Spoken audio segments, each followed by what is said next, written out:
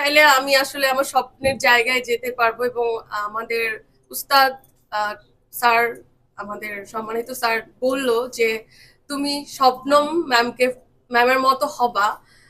আমি বরাবরই ছোট থেকে ট্রাই করি সবাইকে সম্মান করার, এবং উনি যেটা আমাকে শিখিয়েছে এটাও আমার একটা শিক্ষার অংশ। আমি ওনার থেকে একটা শিক্ষা পেলাম যে বাংলাদেশ চলচ্চিত্রে তোমাকে অনেক ভালো হয়ে থাকতে হবে, যেখানে সবার সাথে মিলেমিশে থাকতে হবে, ব্যবহারটা খুব ইম্পর্টেন্ট।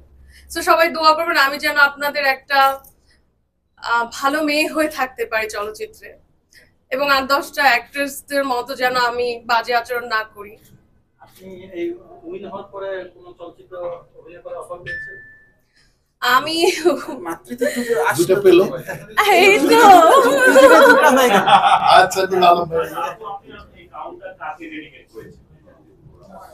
ক্রাউনটা কাকে ডেডিকেট করেছি এইভাবে, আসলে ক্রাউনটা শুধু আমার না, আমার ফুল টিমের বাংলাদেশকে করে দিয়েছি। এন্ড পারলে আমি আমার আম্মুকে করে দিই।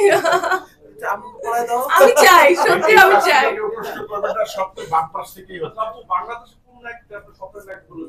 নায়িকা নায়িকা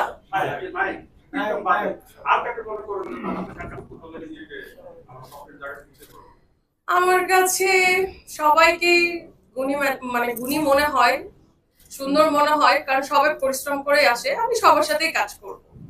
আর এই জার্নিতে আপনার মানে স্বপ্ন পূরণের আগে এরকম কোন ঘটনা ঘটেছে যেটা আপনার স্বপ্ন থেকে দূরে নিতে চাইছেন? আসলে সব জায়গায় পলিটিক্স থাকে, হ্যাঁ পলিটিক্স সব জায়গায় থাকে, বাধা সব জায়গায় থাকে, বাট আমার মনে হয় যে বাধা পথে আসবে, বাট বাধাকে আমি পিছনে ফেলে আমি আজকে অনন্যা এগিয়ে যাব। আমি বাধাকে বাধা মনে করি না কখনো। প্রত্যেকটা সরি কোনটা ছিল প্রথম প্রশ্ন? করতে চাইলে তো এখন আমি সবার সাথেই করবো, বাট যদি স্পেশালি করতে হয় তাহলে তো আমি অলরেডি আমার বিয়েতে স্বপ্নের হিরোর সাথে কাজ করেছি, আর আমার দুইজন পছন্দের হিরো শাকিব খান, আমি তার সাথেও করার আমার ইচ্ছা আছে। আর বরাবর সব হিরোই বেস্ট, ভালো, সবাই ভালো। কোন নায়িকাকে আপনার পছন্দ হয় এবং কোন নায়িকার মতো করে কাজ করতে চান? আসলে আমি যদি অ্যাক্টিং এর দিক থেকে সত্যিই দেখতে চাই তাহলে শাবনূর ম্যাম, ওনার অ্যাক্টিং তো আমাদের বাংলাদেশে আসলে ওনার উপর দিয়ে কেউই হয় না, তো ওনার অ্যাক্টিং আমার কাছে অনেক ভালো লাগে।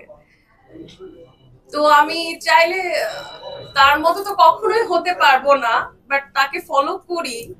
আসলে একজনই শাবনূর থাকবে, দুই পিস কখনো হওয়া সম্ভব না, আমার মনে হয় না। মোটামুটি শেষ। ধন্যবাদ ধন্যবাদ অনন্যাকে। আসলে কোন শিল্পী কারো মতো হয় না, কারণ সে তার নিজের যোগ্যতায় ছাড়িয়ে যে অনেক দূর। তার অনন্য উদাহরণ হচ্ছে সাকিব খান। কারণ মেগা স্টার দেখবেন একসময় উজ্জ্বল ভাই ছিল, তার পরিক্রমায় একজন করে প্রতিটা মানুষেরই একটা সময় থাকে। তারপরে দোয়া করবেন যে সময়টাকে যেন অনন্যা ছুঁতে পারে। আর সবাইকে অসংখ্য ধন্যবাদ আবারও। আপনারা ডিনারের জন্য নিজ নিজ চেয়ারে বসতে পারেন এবং তারপরে খাবারের উপর ঝাঁপিয়ে পড়েন।